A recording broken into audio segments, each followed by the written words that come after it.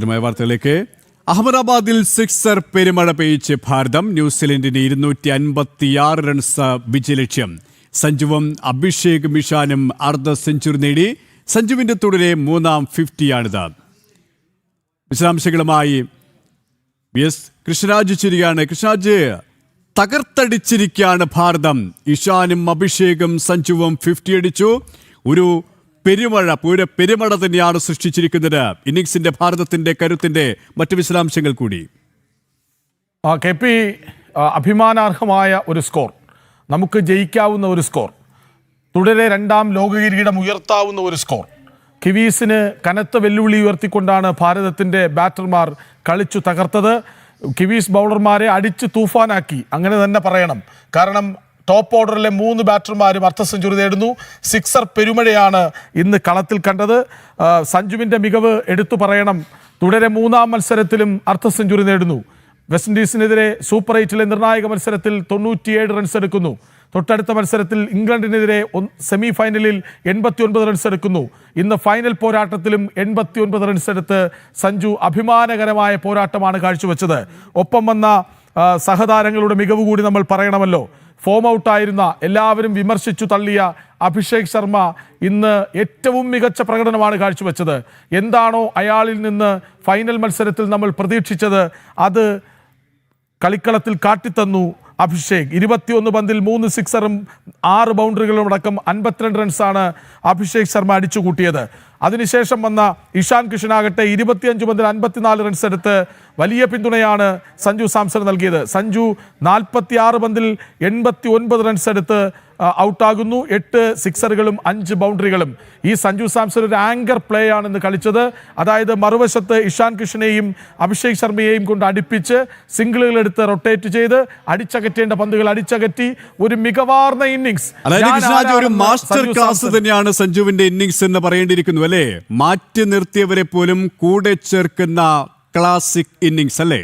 അതായത് ആത്മവിശ്വാസത്തിന്റെ പരകോടിയിലാണ് സഞ്ജു എന്ന് വ്യക്തമാക്കുന്നതാണ് ഇന്നിംഗ്സ്. അക്കാര്യത്തിൽ ഒരു സംശയവും വേണ്ട.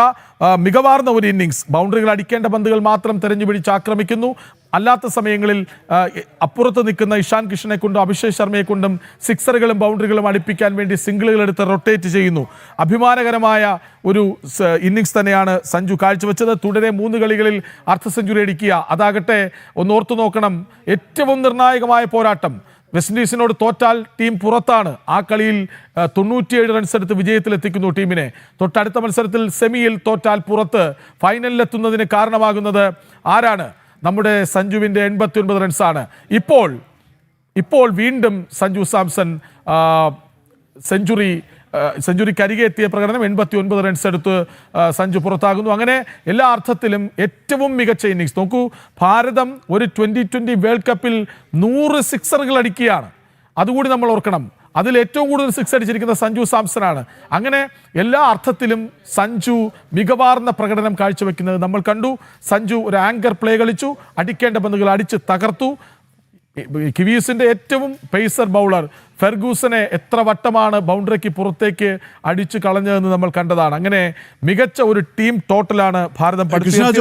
അഭിഷേകും സഞ്ജുവിന്റെയും ഓപ്പണിംഗ് കൂട്ടുകെട്ട്, ഓപ്പണിംഗ് ബാറ്റിംഗ്, അത് റെക്കോർഡ് മറികടന്ന ഒരു പ്രകടനം തന്നെയാണല്ലേ? തീർച്ചയായും. സഞ്ജുവും അഭിഷേക് ശർമ്മയും ചേർന്ന് ഓപ്പണിംഗ് വിക്കറ്റിൽ അടിച്ചുകൂട്ടിയത് 98 റൺസാണ്. അതായത് 48 റൺസായിരുന്നു മുൻപത്തെ ഏറ്റവും ഉയർന്ന സ്കോർ. പാക് ഓപ്പണർമാരുടേതാണ്.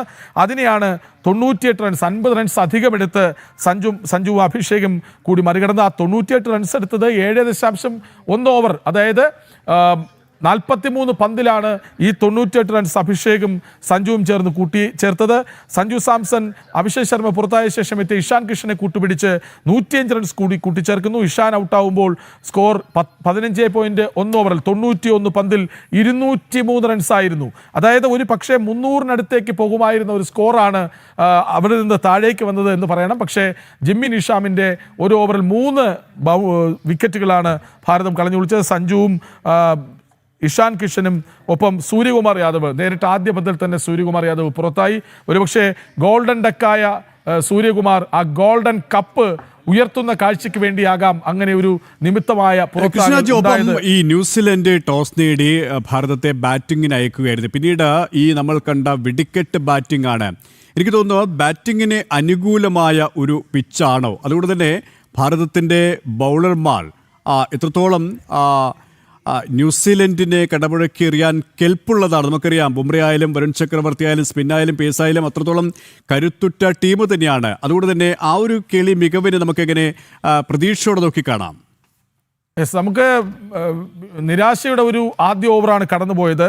അതായത് ആർഷ്ദീപ് എറിഞ്ഞ 5-ാമത്തെ പന്തിൽ അവരുടെ തകർപ്പൻ അടിക്കാരൻ, ഒരുപക്ഷെ സഞ്ജുവിനോളം അല്ലെങ്കിൽ അഭിഷേകിനോളം ഇഷാനോളം ഒക്കെ ബിഗ് സിക്സുകൾ അടിക്കാൻ കെൽപ്പുള്ള അലൻ്റെ ക്യാച്ച് ശിവൻ ദുബെ ഡ്രോപ്പ് ചെയ്തു എന്നുള്ള വേദന നമുക്കിപ്പോൾ. പക്ഷേ സൂര്യവും അറിയാതെ ഓടി വന്ന് തോളത്ത് തട്ടി കുഴപ്പമില്ല, അടുത്ത പന്ത് നിങ്ങൾ കയ്യിൽ പീടിയിൽ ഒതുക്കൂ എന്ന് പറയുകയാണ്. അപ്പോൾ captain കൂളാണ്.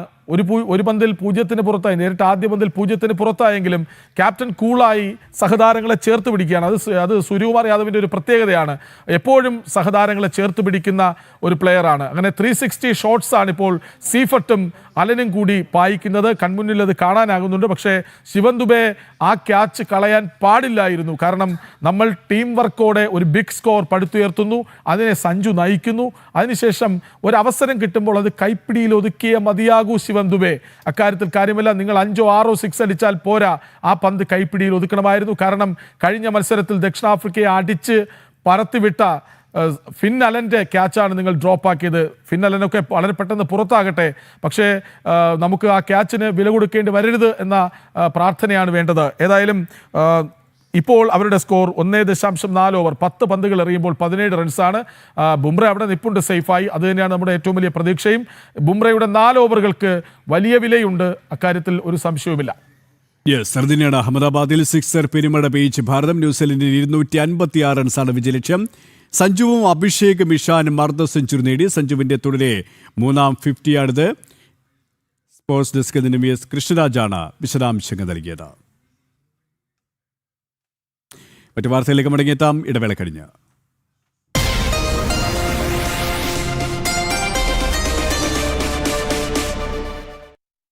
Match. Meet. Marry. Start your story on. Inform.